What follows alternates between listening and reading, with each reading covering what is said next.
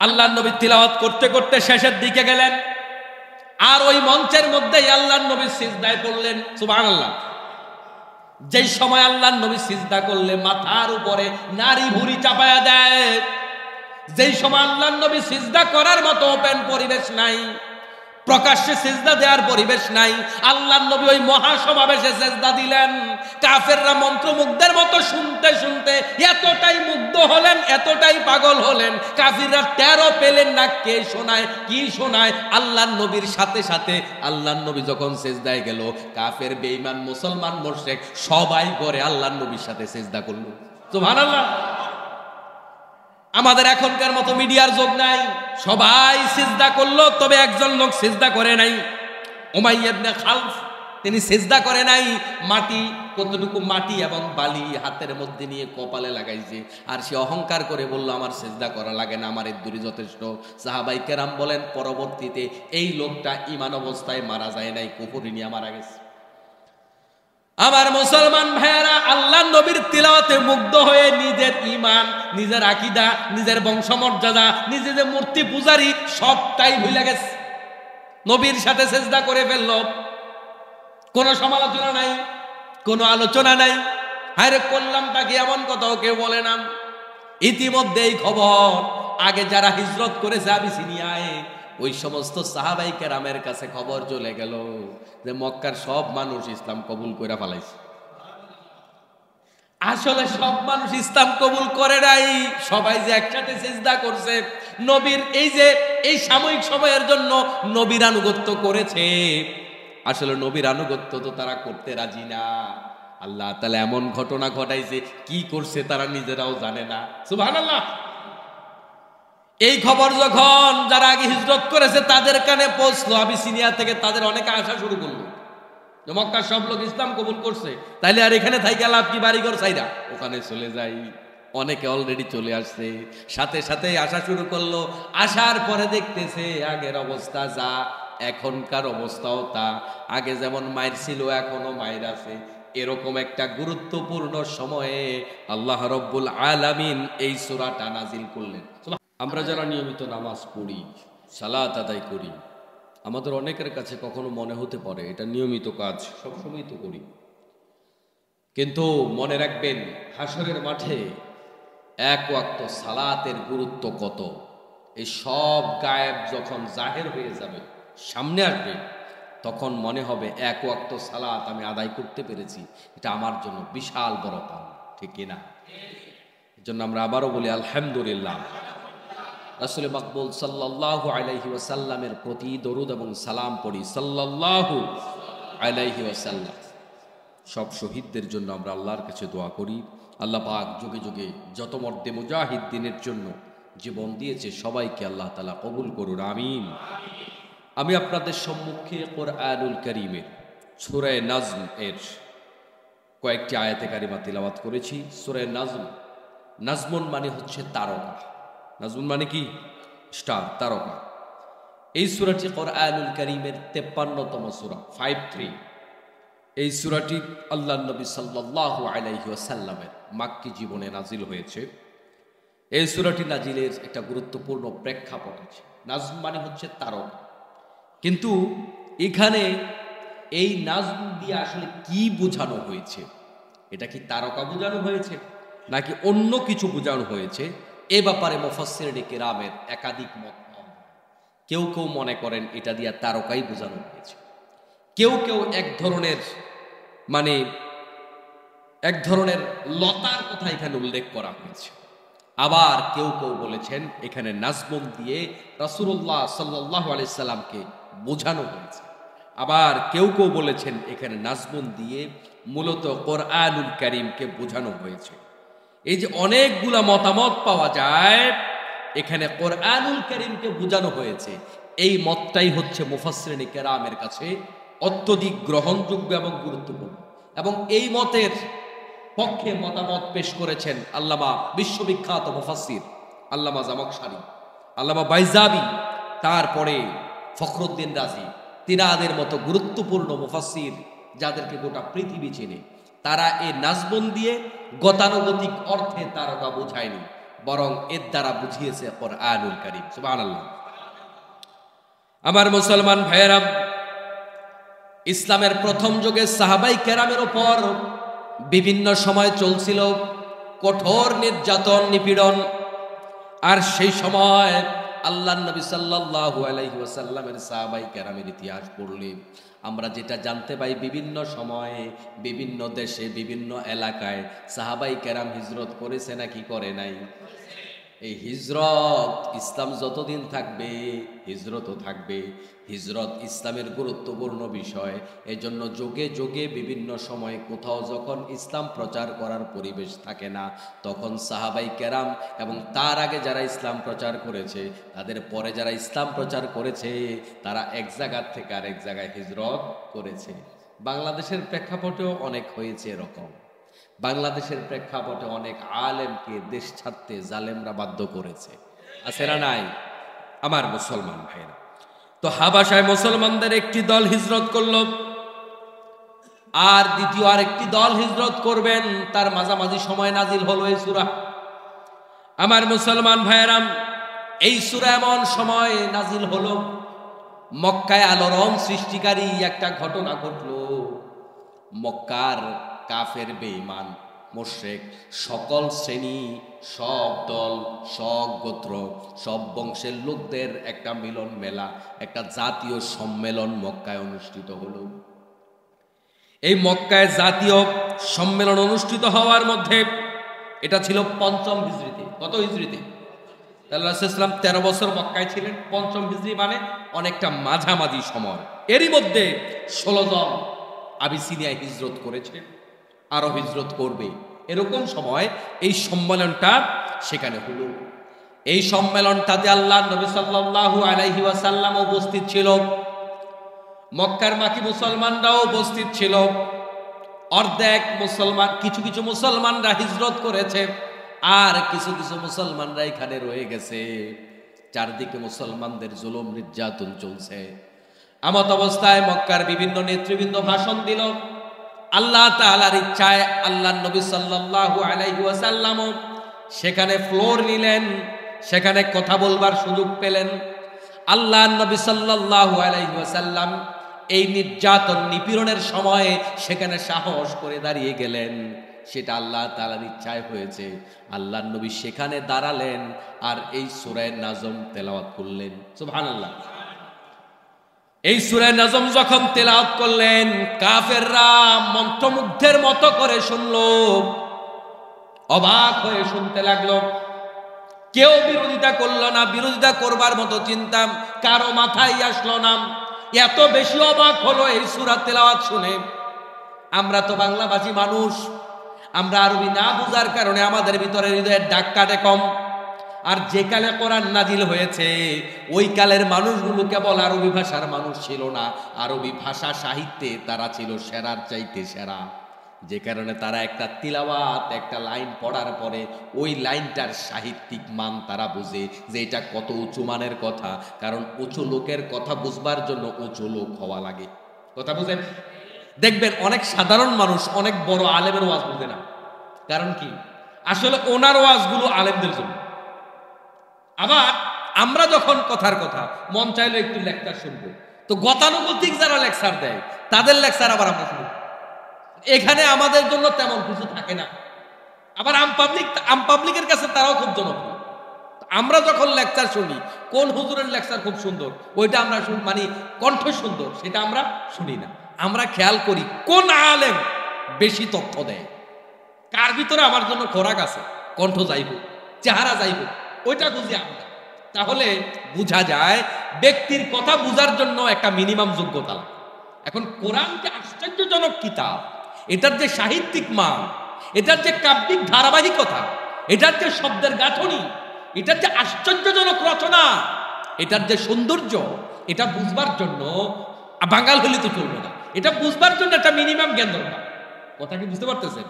এখন কোরআনটা এমন সময় নাজিল হয়েছে, তখন আরবি সাহিত্য খুব উচ্চ তবকায় অবস্থান করছে, এবং তখনকার লেখা কবিতাগুলো এত আশ্চর্যজনক। এখনো যারা আরবি সাহিত্যে পড়ায়, এখনো যারা আরবি সাহিত্য লিখে, তাদের কাছে সেই ১৫০০ বছর আগের লেখাগুলো এখনো আশ্চর্যজনক।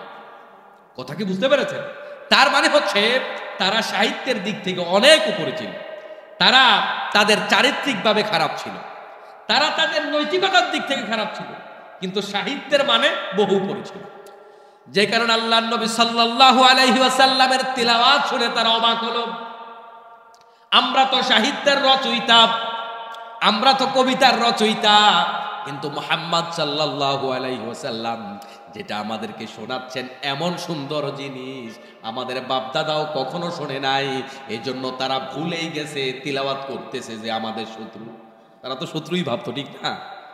এবং এমন সময় এই মহাসমাবেশ, যেই সময় গোটা দেশ জুড়ে মুসলমানদের উপর নির্যাতন চলে, আর ওই সময় মুহাম্মদ সাল্লাল্লাহু আলাইহি ওয়াসাল্লাম দাঁড়িয়ে কথা বলবেন, তারা তো আক্রোশে ফেটে পড়ার কথা ছিল, কিন্তু আল্লাহর নবীর তিলাওয়াত শুনে তারা এত বেশি অবাক হয়ে গেল। ওই অবাক হওয়ার কারণে তারা ভুলে গেছে কে তিলাওয়াত করতেছে, কি তিলাওয়াত করতেছে। সুবহানাল্লাহ। আমার মুসলমান ভাইয়েরা, আল্লাহর নবী সাল্লাল্লাহু আলাইহি ওয়াসাল্লাম বলেন, বুখারীর হাদিস, আউয়ালু সূরাতিন উনজিলাত ফিহা সাজদা। আল্লাহর নবী সাল্লাল্লাহু আলাইহি ওয়াসাল্লাম বলেন, এই সূরা নাজমের ব্যাপারে বলেন যে কোরআনুল কারীমে সিজদার যে সূরাগুলো আছে, এই সূরাগুলোর মধ্যে সর্বপ্রথম সিজদাওয়ালা সূরা নাজিল হয়েছে সূরা নাজম। আল্লাহর নবী তিলাওয়াত করতে করতে শেষের দিকে গেলেন, আর ওই মঞ্চের মধ্যেই আল্লাহর নবী সিজদায় পড়লেন। সুবহানাল্লাহ। যেই সময় আল্লাহর নবী সিজদা করলে মাথার উপরে নারী ভুঁড়ি চাপায়া দেয়, যেই সময় আল্লাহর নবী সিজদা করার মতো ওপেন পরিবেশ নাই, প্রকাশ্যে সিজদা দেওয়ার পরিবেশ নাই, আল্লাহর নবী ওই মহাসমাবেশে সিজদা দিলেন। কাফেররা মন্ত্রমুগ্ধের মতো শুনতে শুনতে এতটাই মুগ্ধ হলেন, এতটাই পাগল হলেন, কাফিররা টেরও পেলেন না কে শোনায় কি শোনায়। আল্লাহর নবীর সাথে সাথে আল্লাহর নবী যখন সিজদায় গেল, কাফের বেঈমান মুসলমান মুশরিক সবাই করে আল্লাহর নবীর সাথে সিজদা করলো। সুবহানাল্লাহ। আমাদের এখনকার মতো মিডিয়ার যোগ নাই, সবাই সিজদা করলো, তবে একজন লোক সিজদা করে নাই, উমাইয়া ইবনে খালফ, তিনি সিজদা করে নাই। মাটি, কতটুকু মাটি এবং বালি হাতের মধ্যে নিয়ে কপালে লাগাইছে, আর সে অহংকার করে বলল আমার সিজদা করা লাগে না, আমার ইদ্দুরি যথেষ্ট। সাহাবায়ে কেরাম বলেন পরবর্তীতে এই লোকটা ঈমান অবস্থায় মারা যায় নাই, কুফরি নিয়ে মারা গেছে। আমার মুসলমান ভাইয়েরা, আল্লাহর নবীর তিলাওয়াতে মুগ্ধ হয়ে নিজের ঈমান, নিজের আকীদা, নিজের বংশমর্যাদা, নিজে যে মূর্তি পূজারী সবটাই ভুলে গেছে। নবীর সাথে সিজদা করে ফেলল, কোনো সমালোচনা নাই, কোনো আলোচনা নাই। হায়রে করলাম তাকে এমন কথাও কেউ বলে না। ইতিমধ্যে এই খবর আগে যারা হিজরত করেছে আবিসিনিয়ায়, ওই সমস্ত সাহাবাই কেরামের কাছে খবর চলে গেল যে মক্কার সব মানুষ ইসলাম কবুল করে ফেলাইছে। আসলে সব মানুষ ইসলাম কবুল করে নাই, সবাই যে একসাথে সিজদা করছে, নবীর এই সাময়িক সময়ের জন্য নবীর আনুগত্য করেছে, আসলে নবীর আনুগত্য তো তারা করতে রাজি না। আল্লাহ তাআলা এমন ঘটনা ঘটাইছে, কি করছে তারা নিজেরাও জানে না। সুবহানাল্লাহ। এই খবর যখন যারা আগে হিজরত করেছে তাদের কানে পৌঁছলো, আবিসিনিয়া থেকে তাদের অনেকে আসা শুরু করলো যে মক্কার সব লোক ইসলাম কবুল করছে, তাইলে আর এখানে থাইকা লাভ কি, বাড়িঘর চাইরা ওখানে চলে যাই। অনেকে অলরেডি চলে আসছে, সাথে সাথে আসা শুরু করলো। আসার পরে দেখতেছে আগের অবস্থা যা, এখনকার অবস্থাও তা। আগে যেমন মায়ের ছিল এখনো মায়ের আছে। এরকম একটা গুরুত্বপূর্ণ সময়ে আল্লাহ রব্বুল আলামিন এই সূরাটা নাজিল করলেন। সুবহানাল্লাহ। এই সূরায় কয়েকটি বিষয়কে আলোকপাত করা হয়েছে। এক নাম্বার, শিরকের অসারতা।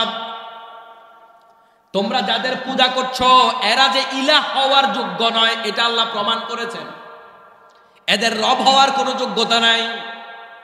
এরা যে নিজেদেরকে ইলাহ দাবি করে, নিজেরা যে বানিয়ে বানিয়ে তাদেরকে ইলাহ বলে প্রচার করে। আচ্ছা বলুন দেখি, আমি একটা মূর্তি বানাইলাম, এখন বলেন মূর্তি যে আমি বানাইলাম, আমি মূর্তির স্রষ্টা না মূর্তি আমার স্রষ্টা? আমি না মূর্তির স্রষ্টা? কথা বুঝেন নাই? আমি একটা কিছু বানাইলাম, তাহলে আমি এটার স্রষ্টা না? এখন মক্কার মানুষেরা বানায়, নিজেরা বানায় কই ওইটা আমাদের স্রষ্টা। ওইটা তো তাদের স্রষ্টা হতে পারে না, বরং যারা বানাইছে তারা ওইটার স্রষ্টা। এই যে অযৌক্তিকতা, তাদের শিরকের ভিতরে ডুবে থাকা, আর এই অযৌক্তিকতাগুলোকে আল্লাহ রাব্বুল আলামিন এই সূরার মধ্যে উপস্থাপন করেছেন। পাশাপাশি তাওহীদের গুরুত্ব, একত্ববাদের গুরুত্ব আল্লাহ তাআলা এই সূরার মধ্যে তুলে ধরেছেন। একত্ববাদ আমার আপনার কাছে, অনেকের কাছে স্বাভাবিক বিষয় মনে হতে পারে, যে বিষয়টা তো পুরাতন বিষয়। মনে রাখবেন, এর চাইতে গুরুত্বপূর্ণ আর কোনো বিষয় জমিনে নাই। সুবহানাল্লাহ। এই একত্ববাদের উপর আল্লাহ রাব্বুল আলামিন একটা সূরা নাজিল করলেন। সূরার নাম কি দেখি, বলেন দেখি আপনারা কি পারেন। অনেকে সন্দেহের মধ্যে পড়ে গেছে, বলি ইখলাস। একত্ববাদের উপর আল্লাহ পাক একটা সূরা নাজিল করলেন, তার নাম। আবার মুসলমান ভাইরা, কোন ব্যক্তি যদি একবার সূরা ইখলাস তিলাওয়াত করে, আমলনামায় পুরো এক খতম কোরআন তিলাওয়াতের সওয়াব লিখে দেয়। সুবহানাল্লাহ। আল্লাহ তাআলার কাছে এই সূরা এত বেশি গুরুত্বপূর্ণ, কারণ এই সূরার মাঝে আল্লাহ তাআলার একত্ববাদের কথা বলা হয়েছে। আল্লাহর কাছে এটা গুরুত্বপূর্ণ, এই জন্য একত্ববাদের চর্চা, একত্ববাদের আলোচনা, একত্ববাদের গুরুত্ব, একত্ববাদের মহত্ব এটা নিজের ভিতরে ঢুকানো দরকার, ঠিক কি না? এক সাহাবীকে আল্লাহর নবী সাল্লাল্লাহু আলাইহি ওয়াসাল্লাম ইমামতির দায়িত্ব দিলেন, একটা জনগোষ্ঠীর ইমামতির দায়িত্ব দিলেন। এখন ওই সাহাবী ইমামতি করতে গিয়া প্রথম রাকাতেও কুল হুয়াল্লাহ পড়ে, দ্বিতীয় রাকাতেও কুল হুয়াল্লাহ পড়ে, মাগরিবের নামাজের সময়ও পড়ে, এশারের নামাজের সময়ও পড়ে, ফজরের নামাজের সময়ও পড়ে। ইমাম এটারে আপনারা রাখবেননি? কি রে, কোন হুজুর আগের রাকাতেও কুল হুয়াল্লাহ, পরের রাকাতেও কুল হুয়াল্লাহ, আসরেও কুল হুয়াল্লাহ, মাগরিবেও কুল হুয়াল্লাহ, এশারেও কুল হুয়াল্লাহ, এইটা কোন হুজুর? আপনারা যেমন ইমাম এটা রাখার সম্ভাবনা কম, সাহাবাই কেরামের ভিতরে একটু এরকম আলোচনা, ভিতরে ভিতরে কানাকানি চলছে। আল্লাহর নবী সাল্লাল্লাহু আলাইহি সাল্লামের কাছে খবর পৌঁছে গেল, ইয়া রাসূলুল্লাহ, কি ইমাম সাহেব দিলেন? ইমাম সাহেব খালি সূরা ইখলাস পড়ে, আর কিছু বলেন, এইটা কেমন ইমাম সাহেব দিলেন? আল্লাহর নবী সাল্লাল্লাহু আলাইহি ওয়াসাল্লাম ডাকলেন, ও আমার সাহাবী, এইটা কেন করলা? সব রাকাতে সূরা ইখলাস পড়ো কেন? এটা তো আমি এমনি শিখাই নাই, এটা কেন করলে? এটা তো আমার সুন্নাত না। ওই সাহাবী বললেন, ইয়া রাসূলুল্লাহ, সূরাটা আমার বেশি ভালো লাগে, কারণ এটার মধ্যে আল্লাহর একত্ববাদের কথা আছে, এটার মধ্যে ইখলাসের কথা আছে, এটার মধ্যে আল্লাহর কি বলে যে এই যে আল্লাহ তাআলা যে এক এবং অদ্বিতীয়, এটার স্বীকৃতি এই সূরার মধ্যে থাকার কারণে, তাওহীদের স্বীকৃতি থাকার কারণে এই সূরাটা আমার বেশি ভালো লাগে। এজন্য আমি সূরাটারে বেশি মহব্বত করি, আমি কেন জানি এটারে ছাড়তে পারি না। আল্লাহর নবী সাল্লাল্লাহু আলাইহি ওয়াসাল্লাম তারপরে ঘোষণা দিলেন, আর এই ঘোষণা আসে কার কাছ থেকে? মা ইয়ানতিকু আনিল হাওয়া ইন হুয়া ইল্লা ওয়াহয়ু ইউহা। আমার নবী কিচ্ছু নিজের থেকে বলে না, যা বলে সবগুলো আল্লাহর কাছ থেকে বলে। সুবহানাল্লাহ। আল্লাহর নবী বললেন, ও সাহাবীরা শোনো, সে আল্লাহ পাকের এই যে তাওহীদকে পছন্দ করে, এই সূরাটাকে ভালোবাসে, এই সূরাটা ভালোবাসার কারণে আল্লাহ তাআলাও তাকে ভালোবাসা শুরু করেছে। সুবহানাল্লাহ। তার মানে আল্লাহ তাআলা তাকে মাফ করে দিয়েছে। এজন্য আমার মুসলমান ভাইয়েরা, তাওহীদের গুরুত্ব অনেক বেশি, এক এবং অদ্বিতীয়। গোটা পৃথিবীর জীবনীতেও আপনি দেখেন এক এবং অদ্বিতীয়, এটার গুরুত্ব কম না বেশি? মসজিদে ইমাম সাহেব যদি একসাথে দুইজন থাকে, ঠেলাঠেলি হওয়ার সম্ভাবনা আছেনি? রাষ্ট্রে যদি নেতা থাকে, বেশি ঠেলাঠেলি হওয়ার সম্ভাবনা আছেনি? আপনি দেখেন বর্তমান পৃথিবীতে কিছু আইডল রাষ্ট্র আছে, তুরস্ক, তারা দেখেন একজন নেতাকে ভালোভাবে মেনে নিয়েছে, নেতৃত্বটা খুব শক্ত, ওই দেশের উন্নতি অন্য দেশের তুলনায় ভালো। তারপরে আফগানিস্তান, তারা দেখেন একজনকে ভালোভাবে নেতা মেনে নিয়েছে, তাদের দেশের অর্থনীতি কিন্তু খুব দ্রুত আগায়া যাচ্ছে, ঠিক কি না? এই জন্য একজনকে যদি কেউ নেতা হিসাবে মেনে নেয়, এবং সেটা আবার জুলুমের একনায়তন্ত্রের এক নেতা নয়, জনসমর্থনের ভিত্তিতে কেউ যদি একটা সমাজ, একটা রাষ্ট্রের জন্য একজনকে নেতা বানায়, তার মাধ্যমে সমাজ খুব দ্রুত আগায় যায়। এই জন্য একত্ববাদ পৃথিবী পরিচালনায় যেমন দরকার, তারপরে গোটা বিশ্ব পরিচালনার ক্ষেত্রে আল্লাহর একত্ববাদের গুরুত্ব অনেক বেশি। কারণ এই জায়গায় যদি আল্লাহ পাক নিজেই বলেন, তোমাদের এলাকা যদি একজনের বেশি হইতো, তাহলে লাফাসাদাতা, সেখানে ফাসাদ সৃষ্টি হয়ে যেত। কারণ একজন রাত এভাবে বলতো, আর একজন দিন এভাবে বলতো। এভাবে আল্লাহ পাক রব্বুল আলামিন একই নিয়মে কোটি কোটি বছর চালাচ্ছে, এই নিয়মের মধ্যে কোনো ব্যত্যয় নাই, কোনো বিশৃঙ্খলা নাই। তাহলে যদি রব একাধিক হতো, তাহলে বিশৃঙ্খলা হওয়ার সম্ভাবনা আছে না নাই? আমার মুসলমান ভাইরা, ইদানিং কালে কিছু ইহুদিবাদী সংস্থা, কিছু নাস্তিক্যবাদী সংস্থা আবার এরকম কিছু যারা ইসলামকে মানে না, ওই সমস্ত লোকেরা যারা জ্ঞানের দিক থেকে একেবারে কম, তাদের কাছে বিভিন্ন প্রশ্ন রেখে রেখে তাদের ইমানটাকে প্রশ্নবিদ্ধ করে, তাদেরকে প্রশ্ন করে আল্লাহরে কে বানাইছে। কথা বুঝতে পারছেন তো? আল্লাহরে। তারপরে নুন, কফ, আলিফ লাম র, বিভিন্ন সূরার শুরুতে আছে না নাই? আল্লাহ পাক বলেছে এগুলো নিয়ে চিন্তা করুন। আপনি এগুলো নিয়ে চিন্তা করেন, চিন্তা করলে আপনার কি সওয়াব হবে? আল্লাহ নিষেধ করেছে আপনাকে কোরআন গবেষণা করতে বলেছে। আফালা ইয়াতাদাব্বারুনাল কোরআন, তারা কি কোরআন নিয়ে গবেষণা করে না? নাকি তাদের অন্তরের ভিতরে তাল লাগানো আছে? কোরআন গবেষণা করতে বলেছে, কিন্তু এই হরফে মুকাত্তাআত নিয়ে আপনারা গবেষণা করতে বলা হয় না। আপনি এটার অর্থ খোঁজার দরকার নাই। আপনাকে বলা হয়েছে আপনি শুধু বিশ্বাস করবেন এটা আল্লাহ পাকের পক্ষ থেকে এসেছে, এটাই আপনার দায়িত্ব। এটা নিয়ে গবেষণা করার কোনো দরকার নাই, কারণ আপনি এটা বুঝবেন। আপনি ক্লাস 5-এর ছেলেকে যদি MBBS ক্লাসের কোনো বিষয়কে আপনি ধরিয়ে দেন, এখন সে যদি বলে না আমি বুঝবো না, সে বুঝবে না। এটা বুঝার মতো পরিপক্কতা, ওইটা বুঝার মতো জ্ঞান তার হয়নি। তাহলে আমার আপনার জ্ঞানের একটা সীমাবদ্ধতা আছে। আল্লাহ পাকের সৃষ্টির সকল রহস্য বোঝার মতো জ্ঞান আমার নেই, কারণ আল্লাহ বলেছে বান্দা তোমার কোনো জ্ঞান নাই, আমি তোমার কোনো জ্ঞানই তো দেই নাই। নিজের যতই জ্ঞানী ভাবো, বরং তোমাকে আমি যা দিয়েছি একেবারেই তুচ্ছ, একেবারেই ফেলনা, একেবারেই সামান্য।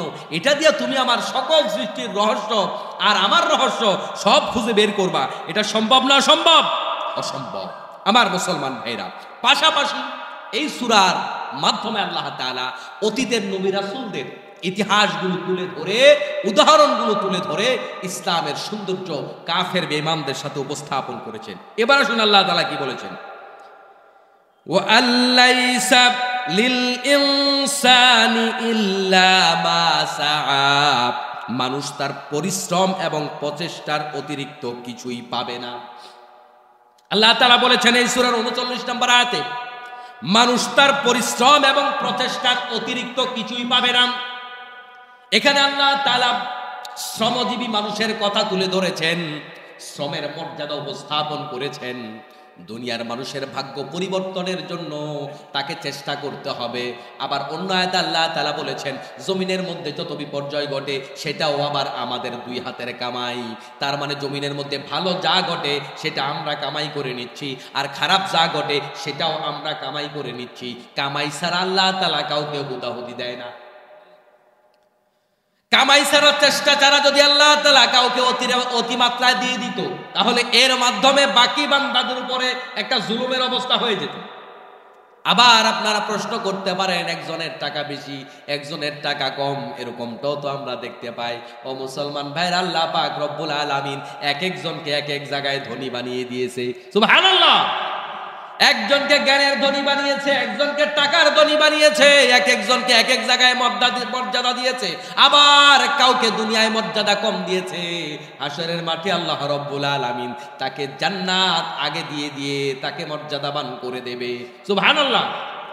ওমর রাদিয়াল্লাহু তাআলা আনহু একদিন আল্লাহর নবীর সাথে দেখা করতে গেলেন। দেখা করতে যাওয়ার পরে ওমর রাদিয়াল্লাহু তাআলা আনহু দেখলেন আল্লাহর নবী এমন একটা চাটাইয়ের মধ্যে শুয়ে আছে, ওই চাটাইটার উপরে আর কিছুই বিছানো ছিল না। রাসূল সাল্লাল্লাহু আলাইহি ওয়াসাল্লামের দেহ মোবারকে ওই বিছনার দাগগুলা এরকম লেগে আছে। আমরা যেমন খালি বিছনার মধ্যে, খালি পাটির মধ্যে শুইলে পাটির দাগগুলা পিঠের মধ্যে লেগে থাকে, এরকম পাটির মধ্যে আল্লাহর নবী শুয়েছে, আর সবগুলা দাগ আল্লাহর নবীর দেহ মোবারকের মধ্যে লেগে আছে। ওমর রাদিয়াল্লাহু তাআলা চোখের পানি ছেড়ে কাঁদতে শুরু করলেন।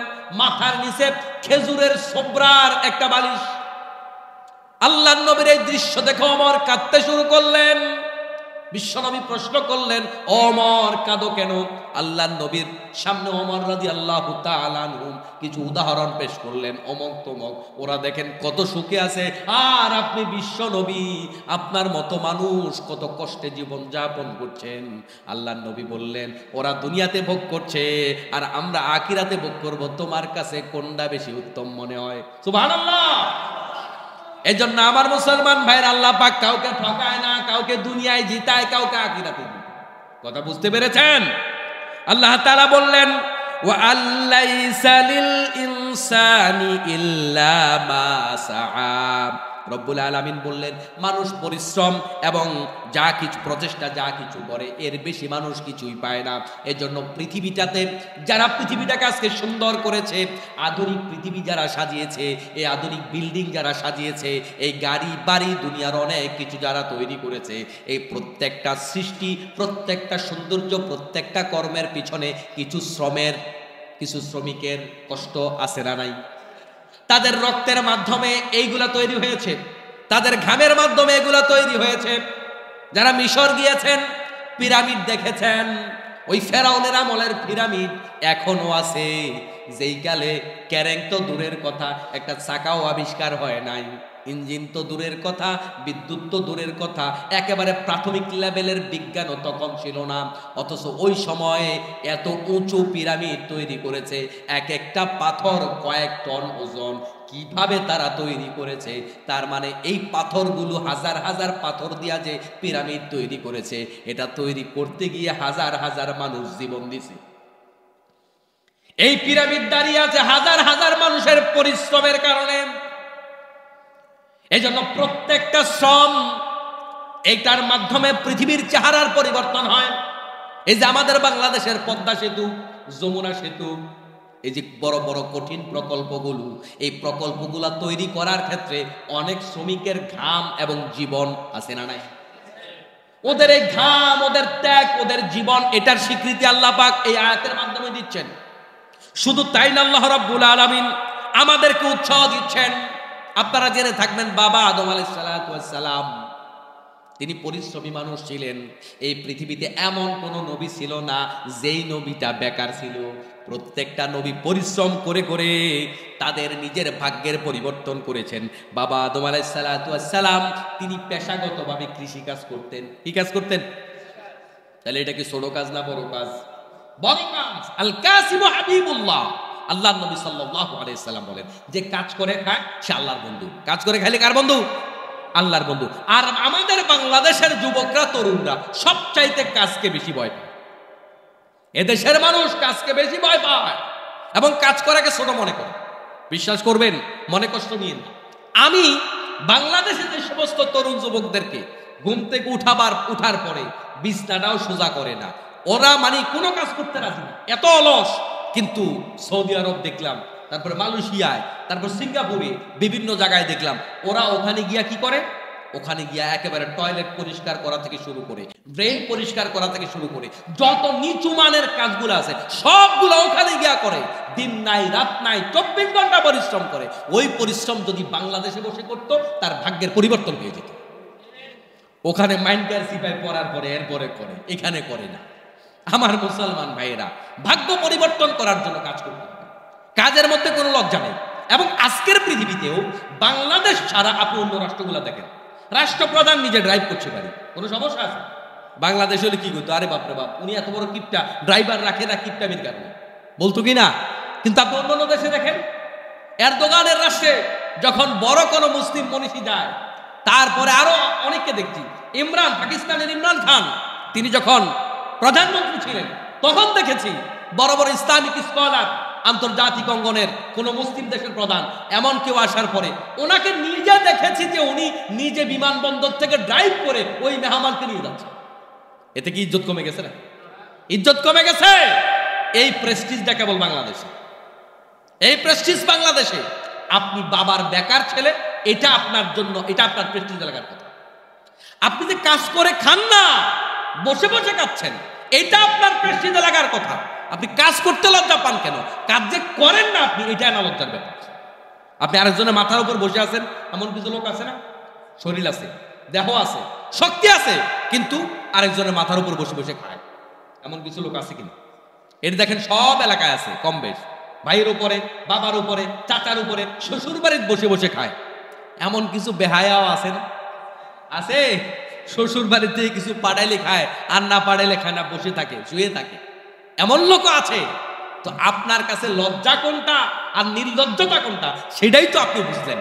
বাবা আদম আলাইহিস সালাম কৃষিকাজ করে খেয়েছেন, আলহামদুলিল্লাহ, এটা আমাদের বাবার শিক্ষা। ইব্রাহিম আলাইহিস সালাম তিনি কারিগরি কাজ করতেন। তারপরে নূহ আলাইহিস সালাম কাঠমিস্ত্রির কাজ করতেন। কোনো অসুবিধা নাই। শুধু তাই না, জাকারিয়া আলাইহিস সালাম তিনি দিনমজুরের কাজ করতেন, এবং আমাদের নবী সাল্লাল্লাহু আলাইহি ওয়াসাল্লাম তিনিও কিন্তু একদিন এক বক্তৃতায় বলতেছে যে প্রত্যেকটা নবী কি করেছে, প্রত্যেক নবী কায়িক শ্রমের মাধ্যমে উপার্জন করতেন। এবং বিশেষ করে দাউদ আলাইহিস সালামের ব্যাপারে বললেন যে দাউদ আলাইহিস সালাম তিনি কায়িক শ্রমের মাধ্যমে উপার্জন করতেন। এবং হাদিসের মধ্যে আসছে, আহমদ বলে যে বুখারীর মধ্যে এসেছে, নিজের কায়িক শ্রমে উপার্জন করে আর করার চাইতে উত্তম আহার আর কিছু হতে পারে না। তাহলে মানুষ আমাকে কিছু গিফট করবে, ওইটা আমি খাবো, এটাকে আল্লাহর নবী উত্তম আহার বলে নাই। এই ভিক্ষার টাকাকে উত্তম আহার বলে নাই। যারা ভিক্ষা করে হাসরের মাঠে তাদেরকে আল্লাহ রাব্বুল আলামিন চামড়াবিহীন উঠাবেন। কি বিহীন উঠাবেন? ইয়াদুল উলা খায়রুম মিন ইয়াদিস সুফলা, উপরের হাত নিচের হাত থেকে উত্তম। এজন্য হাতটা উপরে রাখবেন, উপরে, নিচে নয়।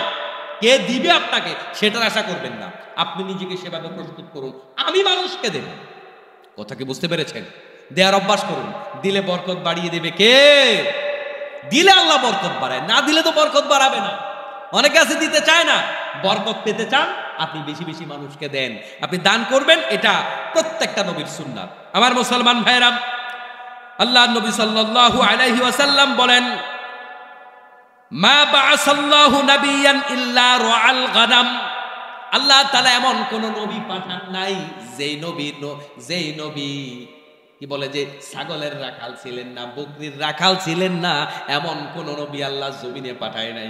সাহাবীরা কয়, ইয়া রাসূলুল্লাহ, আপনিও রাখাল ছিলেন নাকি?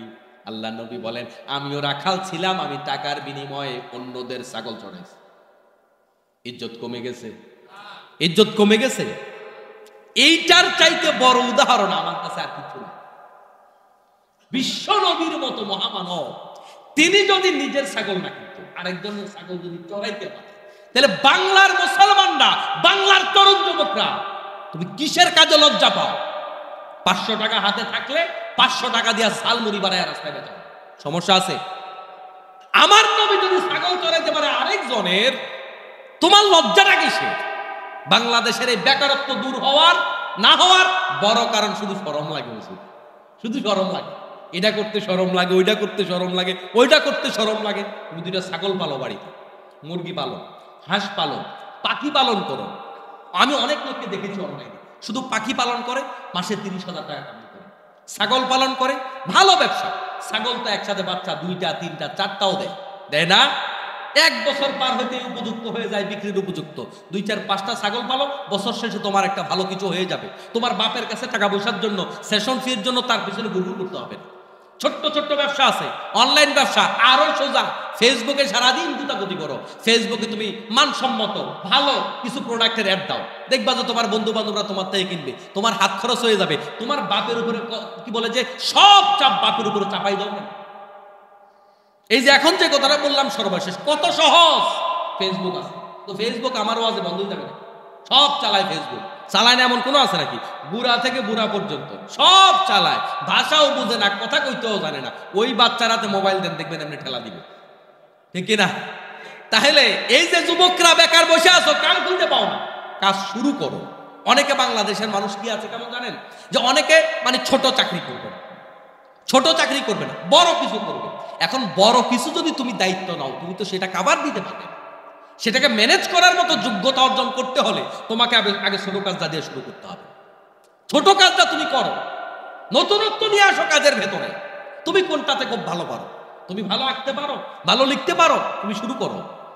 তারপরে তুমি ভালো ইসলামী গান গাইতে পারো, এটাও একটা প্রোডাক্টিভিটি, এটা দিয়ে তুমি আয় করতে পারো। তারপরে কৃষি ভালো করেন, এখন তো বাজারে আপনি দেখেন তো কৃষিজাত যে দ্রব্যগুলো, এগুলোর দাম কম না বেশি? কিছু বাস্তবতাও আছে, কিছু আবার সিন্ডিকেট আছে। কিছু বাস্তবতা হচ্ছে উৎপাদন খরচ বেড়েছে, তারপরে বাংলাদেশের টাকার মান কমেছে, এগুলার কারণে দাম বেড়েছে। আপনি যে কোনো একটা সবজি যখন নতুন মার্কেটে আসে কম করে 100, ঠিক না? পুরাতনের তখন এটা 30-40 টাকা যায় অনেক পরে, কিন্তু শুরু হয় কম করে 100-150 আছে। সিম যখন বাজারে আসে কত কেজি? 150 টাকা কেজি, ঠিক কিনা? তো আপনি এটা মাথায় রাখেন না, আপনি একটু কৃষি ফর্মুলা শিখেন, গবাদি পশু পালন করা শিখেন। আপনি শিকার পরে এরকম সিম লাগান। এই যে বিশেষ করে এই এলাকাগুলোতে আশপাশে কত জায়গা পরিত্যক্ত আছে, কাজ করেন না। আপনি এক সিজনে তো 1 লাখ টাকার সিম বিক্রি করতে পারবেন, আমি কম বলছি, আরো বেশি পারবেন। অসুবিধা কোথায়? এখন যে কৃষি যেভাবে উন্নত হয়েছে, পরিশ্রম কমেছে, অনেক কিছু মেশিন পাতি দিয়ে করা যায়, আপনি টাকাওয়ালা পয়সাওয়ালা, অসুবিধা কোথায়? এখন এক ধরনের মাছ চাষ সিস্টেম বের হয়েছে, পুকুর লাগে না, দেখছেন আপনারা? চমৎকার, উৎপাদন অনেক বেশি হয়, আয় অনেক বেশি, লাভ বেশি, রিস্ক কম। করেন না, আপনি মাথাটা একটু খাটান না। এই কথাগুলো আজকের জুমায় কেন বলছি? কারণ আল্লাহ পাক বলেছে আপনার ভাগ্যের পরিবর্তন আপনি চেষ্টা না করলে আল্লাহ করবে না। ইসলাম এই বেকারত্বকে সমর্থন করে না, কাজ করে খান আপনি, কোনো অসুবিধা নাই। আপনার ভিতরে যেই মেধাটা আছে, আপনার ভিতরে যেই যোগ্যতাটা আছে, আপনি সেটাকে কাজে লাগান। এটার মাধ্যমে আপনি আপনাকে তুলে ধরুন। আজকে যেই সমস্ত লোকেরা দেখেন, আমার অনেক ছাত্রদেরকে আমি দেখেছি MA পাস করে রাস্তা রাস্তা টোটো করে ঘুরে বড় চাকরির আশায়। আর কিছু ছাত্র কি করেছে, অনার্সে যখন পড়ে এই ছোটখাটো কিছু করেছে, ভ্যান গাড়িতে করে 10টা গেঞ্জি বিক্রি করতেছে। এই গেঞ্জি বিক্রি করতে করতে তার ভিতরে তার মেধাটা সান দিয়েছে, চেষ্টা করেছে, মেধা খাটাইতে খাটাইতে যখন মাস্টার্স পাস করেছে, ততক্ষণে সেই ছোটখাটো একটা ইন্ডাস্ট্রি, একটা ছোট্ট কারখানার মালিক হয়ে গেছে। আর আরেকজনের পিছনে চাকর হওয়ার জন্য ঘুরতেছে। আপনি চাকর হবেন কেন? এই বাঙালির যে অভ্যাসটা, চাকর কেন হবে? এবং আমাদের মূল্যায়নের জায়গাটাও খুব খারাপ। যেমন ধরুন, আমার কাছে একজন সরকারি চাকরিজীবী এসেছে। ওই সরকারি চাকরিজীবী বেতন পায় কত? সরকারি চাকরির বেতন কি খুব বেশি? 20,000 বেতন পায়। তো আজকের বাজার মূল্যে 20,000 টাকার দাম কত? এটার গুরুত্ব আছে মিয়া? 20,000 টাকা তো আমরা যখন সফরে থাকি, এটা তো এমন হয়, আবার এটা তো আবার অনলাইনে গেলে অনেকে উল্টাপাল্টা ভুলভাল নিউজ করে। 10-20,000 টাকা তো একদিনই খরচ হয়ে যায়। তাহলে 20,000 টাকা দিয়ে সংসার চালানো কঠিন হয়ে যায়। ওই 20,000 টাকাওয়ালার কাছে বাবা কিন্তু মাইয়া বিয়া দেয়, কিন্তু যেই ছেলে বাজারে ব্যবসা করে মাসে 1 লাখ টাকা কামাই করে, হেতের কাছে মাইয়া বিয়া দেয় না। এটা আমাদের রুচির দুর্ভিক্ষ। আপনি তো চাকরের কাছে বিয়া দিচ্ছেন, মালিকের কাছে বিয়া দেন না। যেই ছেলে 1 লাখ কামাই করে সে হলো মালিক, যেই ছেলে 20,000 কামাই করে সে কি? ও চাকুরি বললে তখন আর চাকর মনে হয় না, না কি করে কয় চাকুরি করে। চাকুরি মানে কি? আরেকজনের চাকর। আপনি চাকরের কাছে মাইয়া বিয়া দিতে রাজি আছেন, কিন্তু মালিকের কাছে বিয়া দেয় না। এটা আমাদের রুচির একটা দুর্ভিক্ষ, এটা খারাপ দিক। এই জন্য আমার মুসলমান ভাইরা, আজকে সূরা নাজমের এই আয়াত আমাদেরকে শিক্ষা দিচ্ছে প্রোডাক্টিভ কিছু করতে হবে, বেকার থাকা যাবে না, বেকার থাকা যাবে না। সূরা নাহালের আলোচনা করেছিলাম আপনাদের সামনে একদিন। সূরা নাহালের অনেকগুলো বৈশিষ্ট্য, আমি নাহালের কিছু বৈশিষ্ট্য বলেছিলাম, মৌমাছির বৈশিষ্ট্য। মৌমাছির বাসার দিকে তাকায় দেখবেন একটা মৌমাছি বেকার বসে না। খেয়াল করছেন? সূরা নাহাল মুমিনদের জন্য এক বিশাল শিক্ষা। সূরা নাহাল শিক্ষা দিচ্ছে একজনও বেকার থাকা যাবে না, কিছু কাম কাজ করবে আর বাকিরা বেকার থাকবে। এটা ইসলাম শিক্ষা দেয় না। এর জন্য আমাদের সাহাবাই কেরাম রাদিয়াল্লাহু তাআলা আলাইহিম আজমাইন এত বিশাল সাম্রাজ্যের দায়িত্ব পালন করেছেন, আবার ব্যবসাও করেছেন। আবু বকর রাদিয়াল্লাহু তাআলা ব্যবসা করেন নাই? কাপড়ের ব্যবসা করছেন না? আপনি ব্যবসা করেন না, অসুবিধা কোথায়? সবচাইতে যেটা আমি আবার রিমাইন্ডার দিচ্ছি তরুণদের জন্য, এই ওয়াজ মুরব্বীদের জন্য খুব একটা করছি না, সেটা হচ্ছে অনলাইন ভিত্তিক অনেক কিছু করবার সুযোগ আছে, কিন্তু অনলাইন ভিত্তিক জীবন শেষ করে দেওয়ার সুযোগ আছে। আরেকটা বিষয় আমি ইদানিং দেখেছি, ওইটাতে আবার তরুণরা সম্পৃক্ত হইবে না, এগুলোতে বুড়ারা সম্পৃক্ত কম। সেটা হচ্ছে আমি মোবাইল খুলে কোরআন শরীফ পড়ি, কোরআন শরীফ খুললেও দেখি জুয়ারে না।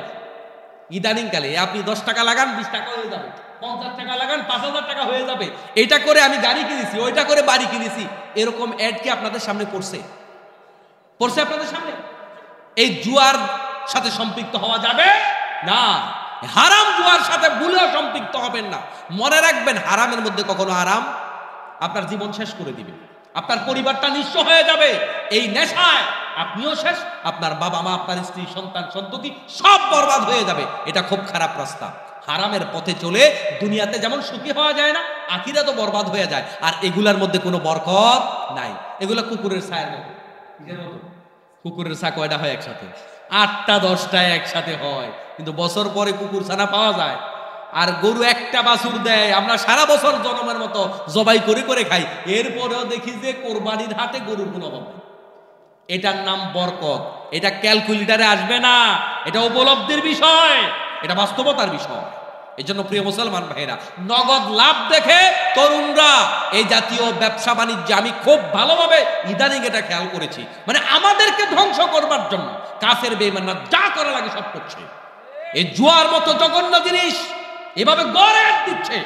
আমাদের বাংলাদেশের তরুণ যুবক এবং মুসলমানদের ঈমান শেষ করবার জন্য আরো কত কত জঘন্য পরিকল্পনা আছে, কিন্তু আমাদের মাথার উপরে যারা শাসক হয়ে বসে আছে তারা কখনো এই জাতিকে জাহান্নাম থেকে বাঁচাবার জন্য চেষ্টা করেনি।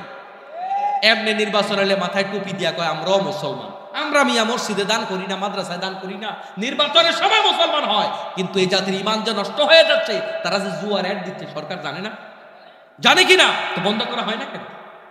শুধু তাই না, ইদানিং কালে একটুখানি কমেছে।